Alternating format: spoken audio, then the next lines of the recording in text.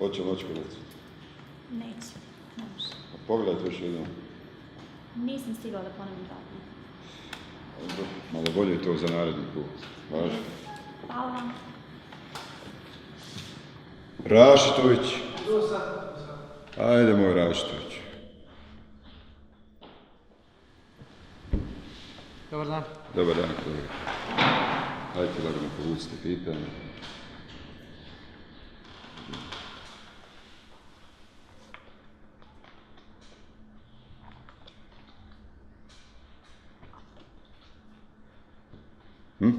Hoće moći to? Može. Da vidimo šta se dođe.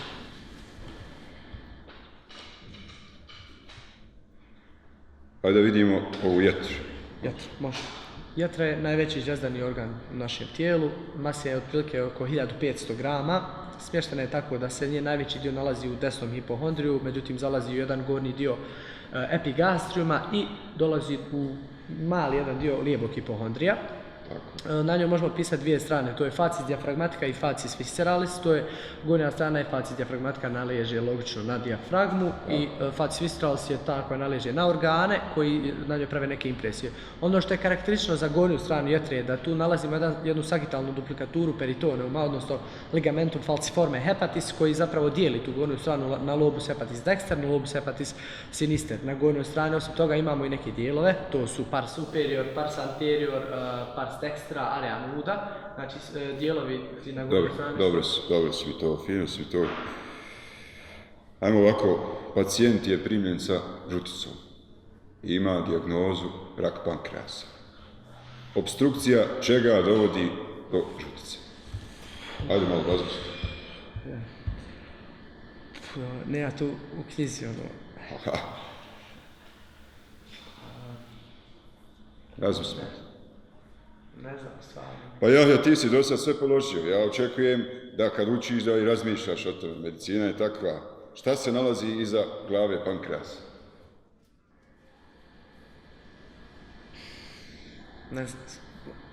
Ne možem sad Da sljedeći put ja očekujem odgovor na ovo pitanje.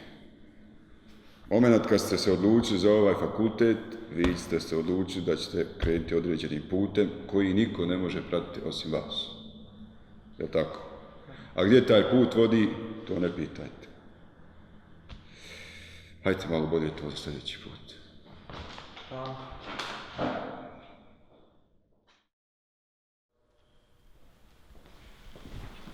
Jale, šta ima Aburanac, šta si menja? Kako prođe? Pa šta je reći, gdje je zapio? Šuti, ništa ne pita si. Da, nemoj sam se kirabala, bit će to u redu.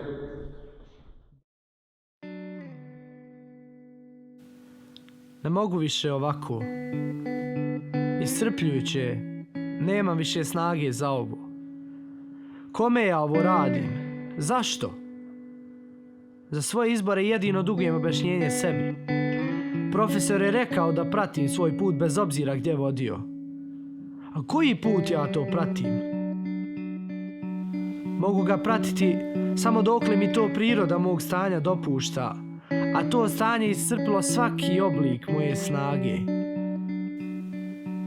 Ne mogu birati mnoge stvari, ali mogu birati da se udaljim od bolesne želje za usavršavanjem i nečim zašto i ne znam da će biti bolje.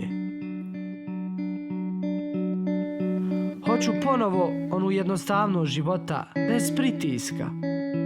Hoću da budem slobodan od ove zatvorenosti.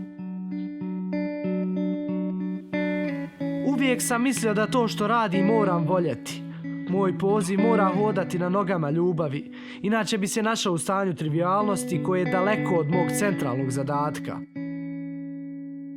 Slažem dan za danom, radeći možda ono što ne volim.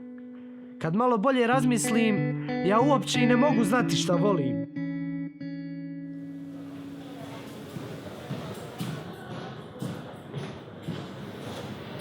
Nemoj spavat, hajde, ustan, zatvoramo učionicu.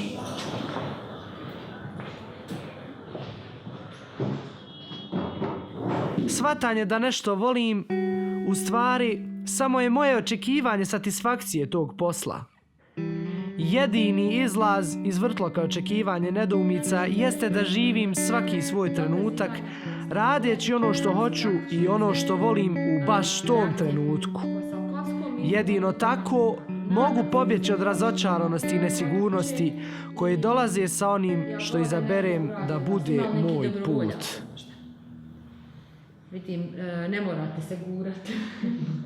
Hajte vi, kolega, bit medicine je da se praktične vježbe rade. Hajte, vi ste mi nekako uspavani. Što se dešava? Hajte, kolega. Hajte. Dakle, jeste pročitali vježbu prethodno ili... Pa iskreno nisam. Ajde, pomoći ćemo vam ja, nema veze. Uzmite eprovetu i trebate nasut 1 do 2 ml hloroformskog rastvora holesterola. To je to, jasno.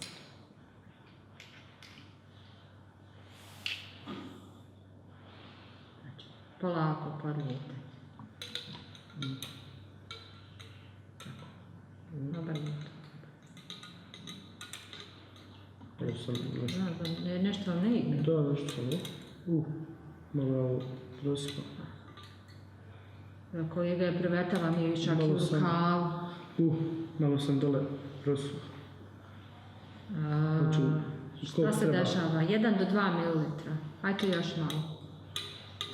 Nešto vam ne ide, šta je to? Znam nešto se... Hajde spustite. Ajde spustite. Vi biste sad trebali na to dodati koncentrovanu sulfatnu kiselinu. Ne pada mi na pamet, kolega. Ruke vam se tresu, uopšte službeno ste odsutni. Ja definitivno ne bih da vi radite tu vježbu.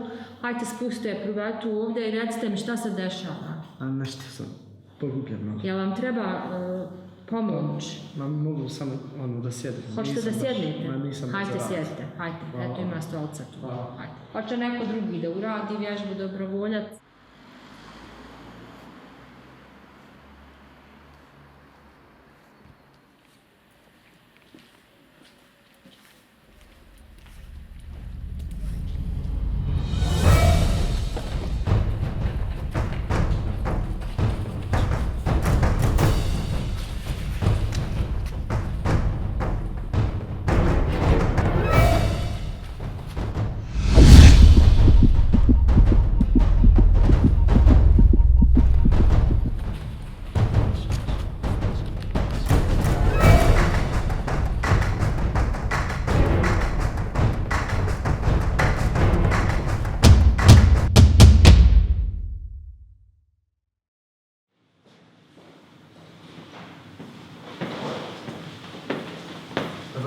Izvinite, doktor, samo informaciju o pacijentu koji je malo prije primjen. Pa dobro je, stabilan je, neko je pravovremen reagovao, tako da nije spasio život.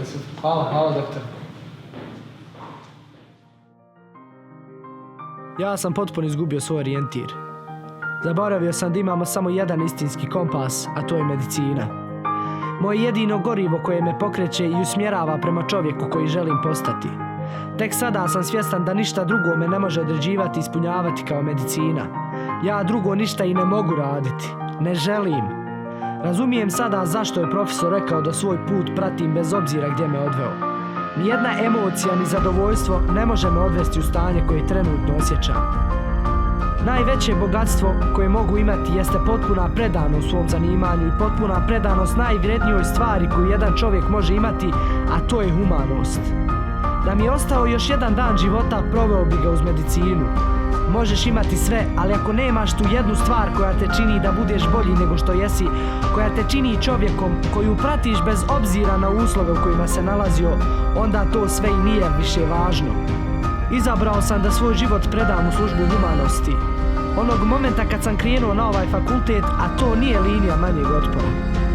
Zaboravio sam da je ovo moj smisao, zaboravio sam koliko god neizvjestan i težak put bio, ipak je to moj san i moj put.